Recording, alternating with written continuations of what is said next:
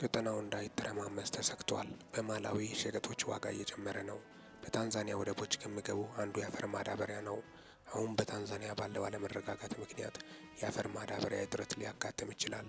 ገበሬዎች ማዳበሪያ ማግኘት ያለባቸው አሁን ባለንበት በዚህ ቁልፍ ወቅት ነው።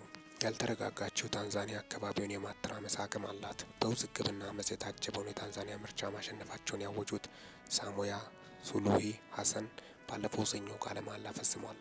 በታንዛኒያ የተቃዋሚ ፓርቲ አመራሮች በሰበብ አሳበው ዘብጥያ በወረዱበት ሁኔታ ምርጫ መካሄድ የለበትም ያሉ ወጣቶች በማህበራዊ መገናኛ ዘዴዎች ተጠራርቶ ዋና ከተማ ዳር ሰላምን ጨምሮ በዋና ዋና የሀገሪቱ ከተሞች ኃይልን የቀላቀለ የተቃውሞ ሰልፎች አካሂዷል። የሀገሪቱ የጸጥታ ኃይሎች ተቃዋሚዎችን ለመበተን በወሰዱት የኃይል እርምጃዎች 800 ሰዎች መገደላቸውን የሀገሪቱ ዋነኛ ተቃዋሚ ፓርቲ የሆነው ቻዱማ ቃል አቀባይ ገልጿል። መንግስት አመፀኞችን የሚቆጣጠሩ ፖሊሶችን ለማጠናከሩ የሀገሪቱ የጦር ኃይልም አሰማርቷል። በሀገሪቱ እየታየ ያለው አለመረጋጋት ቀጠናውን እንዳያተራምስ ተሰግቷል። ተቃዋሚ ሰልፈኞች ባካሄዱት አመፅ ጉምሩክን ጨምሮ የመንግስት መስሪያ ቤቶች፣ የመንገድና የመገናኛ አውታሮች ላይ ከፍተኛ ውድመት ደርሷል። መንግስት አመፁን ተከትሎ የኢንተርኔት አገልግሎት እንዲቋረጥ አድርጓል። በመሰረተ ልማቶች ላይ የደረሰው ውድመቶች ፋም ጋሞ ያለው የህዝብ ተቃውሞ ቀጠናዊን እንዳያተራምስ አሰግቷል። የባህር በር የሌላቸው እንደ ማላዊ፣ ዛምቢያና ዚምባብዌ በታንዛኒያ ወደቦች ጥገኛ ናቸው።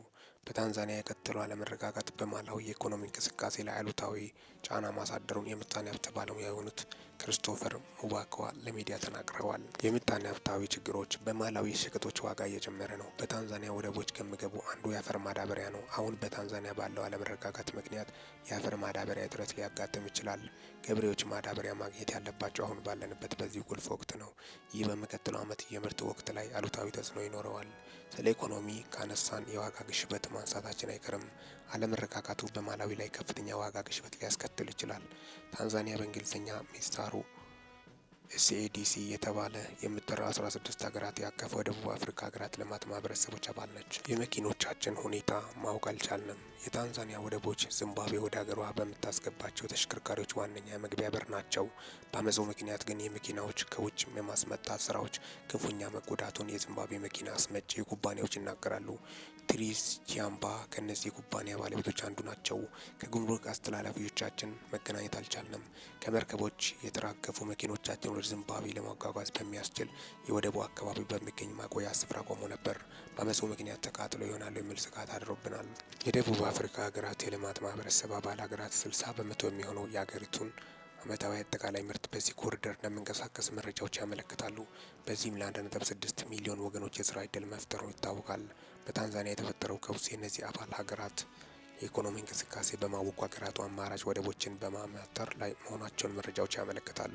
ይህ በራሱ በታንዛኒያ ኢኮኖሚ በቀጠናው መረጋጋት ላይ አሉታዊ ጫና እንደሚያሳድር የምጣኔ ሀብት ባለሙያዎች አስጠንቅቀዋል።